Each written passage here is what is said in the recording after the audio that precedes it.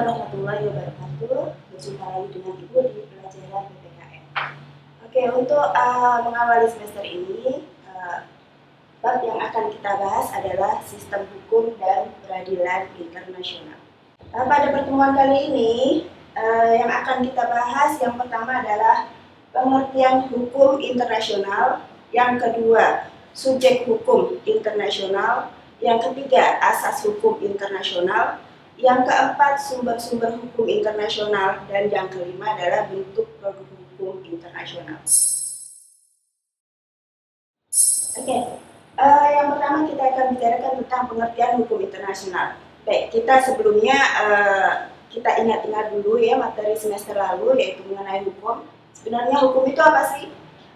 Hukum itu adalah peraturan atau kaidah, di mana dalam peraturan itu untuk mengatur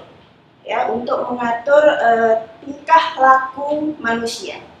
Ya, jadi dalam hukum itu terdapat peraturan, ada perintah, ada larangan, dan juga ada sanksi bagi si pelanggar. Hukum internasional itu apa? Nah, dalam menjalin hubungan internasional, setiap negara itu dibatasi oleh hukum. Ya, jadi hukum untuk mengatur kepentingan negara disebut hukum internasional. Nah, menurut Mohtar Kusumaatmadja, hukum internasional adalah keseluruhan kaidah atau peraturan-peraturan dan asas yang mengatur hubungan atau persoalan yang melintasi batas-batas negara antara negara dengan negara, negara dengan subjek hukum lain bukan negara, dan subjek hukum bukan negara yang satu dengan subjek hukum negara yang lain. Oke, dari pengertian tadi kita dengar ada kata subjek hukum. Nah, subjek hukum internasional ini siapa aja? Yang pertama adalah negara. Ya, negara ini apa? Negara ini adalah negara yang memenuhi syarat. Jadi ada unsur-unsur penduduknya atau rakyatnya, harus mempunyai rakyat, harus mempunyai wilayah, dan harus mempunyai pemerintahan yang berdaulat. Dan dia juga mempunyai kapasitas untuk berhubungan dengan negara lain, dalam artian bahwa negara tersebut diakui secara de facto dan de jure. Kemudian yang kedua adalah tahta suci atau Vatikan. Nah, Gereja Katolik Roma yang diwakili oleh Paus di Vatikan merupakan salah satu subjek hukum internasional. Nah, hal ini terkait dengan Paus yang dianggap bukan hanya sebagai pemimpin gereja, ya, namun memiliki kekuatan duniawi, sehingga Vatikan memiliki perwakilan diplomatik di berbagai negara yang kedudukannya sejajar dengan perwakilan diplomatik suatu negara. Kemudian subjek yang ketiga adalah organisasi internasional. Organisasi internasional merupakan suatu organisasi yang mempunyai hak dan kewajiban menurut hukum internasional. Nah, di sini contohnya seperti PBB, ya, atau Persatuan Bangsa-Bangsa. Kemudian yang keempat, ada Palang Merah Internasional. Nah, subjek hukum yang dimaksud adalah Palang Merah Internasional yang berkedudukan di Jenewa. Kemudian subjek yang kelima adalah pemberontak. Nah, yang dimaksud pemberontak di sini adalah pemberontak yang diakui sebagai subjek hukum internasional yang terorganisir. Jadi menggunakan uniform atau seragam, ya, dan menguasai sebagian wilayah dan mendapat dukungan dari rakyat di wilayah yang diduduki tersebut. Kemudian subjek yang keenam adalah Gerakan Pembebasan Nasional. Contohnya adalah Organisasi Pembebasan Palestina. Dan kemudian yang terakhir sebagai subjek hukum internasional adalah organisasi non-pemerintah atau non-government organization. Ya, contohnya di sini adalah Greenpeace yang bergerak dalam bidang perlindungan lingkungan. Oke, kemudian dalam membentuk suatu hukum internasional apa saja asas hukum yang digunakan? Yang pertama adalah asas teritorial. Nah, asas ini didasarkan pada kekuasaan negara atau wilayahnya. Menurut asas ini, negara melaksanakan hukum bagi semua orang dan semua barang yang ada di wilayahnya. Jadi hukum ini berlaku bagi semua manusia, semua rakyat yang ada di wilayah negara tersebut. Kemudian yang kedua, asas kebangsaan. Nah, asas ini didasarkan pada kekuasaan negara untuk warga negaranya. Jadi menurut asas ini, setiap warga negara dimanapun dia berada, ya entah itu di wilayahnya, entah itu sedang berada di negara lain, itu mendapatkan perlakuan hukum dari negaranya. Jadi asas ini mempunyai kekuatan ekstrateritorial. Jadi berlaku untuk warga negaranya dimanapun dia berada. Kemudian asas kepentingan umum. Jadi asas ini didasarkan pada wewenang negara untuk melindungi dan mengatur kepentingan dalam kehidupan bermasyarakat.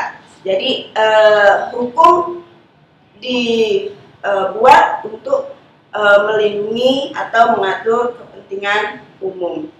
Kemudian yang keempat adalah asas persamaan derajat atau equal right, ya.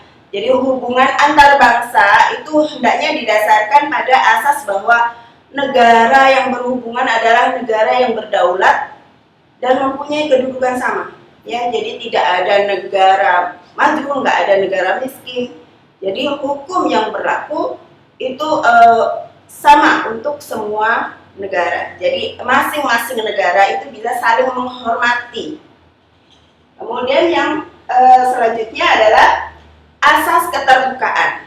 Jadi dalam menjalin hubungan antar bangsa berdasarkan hukum internasional itu diperlukan adanya ketersediaan masing-masing memberikan informasi secara jujur dan dilandasi rasa keadilan sehingga masing-masing pihak mengetahui secara jelas manfaat, hak serta kewajibannya dalam menjalin hubungan internasional. Kemudian asas yang terakhir adalah asas pacta sunt servanda. Jadi di sini setiap perjanjian internasional yang telah disepakati bersama harus ditaati dan dilaksanakan oleh semua pihak tanpa ada pengingkaran. Selanjutnya adalah sumber-sumber hukum internasional. Nah, seperti sumber hukum peradilan di Indonesia ya, hampir sama. Sumber-sumber hukum internasional di sini ada perjanjian internasional. Nah, perjanjian internasional atau international convention. Jadi perjanjian internasional adalah perjanjian yang dibuat oleh anggota masyarakat internasional yang terdiri dari negara-negara yang bertujuan untuk membentuk hukum sehingga mempunyai akibat hukum. Kemudian yang kedua, sumbernya adalah hukum kebiasaan internasional atau international custom. Jadi kebiasaan internasional adalah kebiasaan antar negara di dunia yang merupakan kebiasaan yang dapat diterima sebagai hukum. Selanjutnya sumber hukum yang ketiga adalah jurisprudensi internasional dan doktrin. Jurisprudensi itu apa? Jurisprudensi adalah putusan hakim pengadilan internasional yang terdahulu ya pada sebuah kasus ya, kemudian digunakan oleh hakim pengadilan di kasus yang serupa. Jadi dijadikan pedoman. Jadi putusan hakim pengadilan terdahulu yang digunakan sebagai pedoman bagi hakim pada kasus yang hampir sama.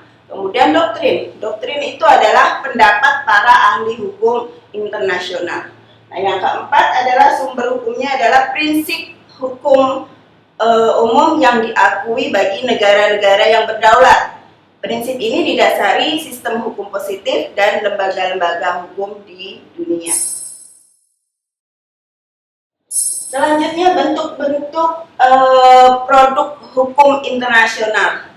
ada 3 bentuk produk hukum internasional ya. Yang pertama adalah resolusi, yang kedua konvensi, dan yang ketiga adalah protokol dan aneks. Yang pertama adalah resolusi. Resolusi itu apa? Resolusi adalah keputusan yang diambil oleh suatu badan dalam organisasi internasional seperti Perserikatan Bangsa-Bangsa. Dan kalau konvensi itu adalah merupakan perjanjian internasional yang memiliki kekuatan hukum. Nah, nama lain dari konvensi adalah konvenan, fakta, agreement, atau charter. Kemudian yang ketiga, bentuk yang terakhir adalah protokol dan aneks. Ya, adalah aturan lebih lanjut dari perjanjian internasional yang tidak dapat berdiri sendiri, tetapi terkait dengan perjanjian induknya. Baiklah, untuk pertemuan kali ini Ibu cukupkan sekian. Semoga kalian dalam keadaan sehat semuanya. Terima kasih. Wassalamualaikum warahmatullahi wabarakatuh.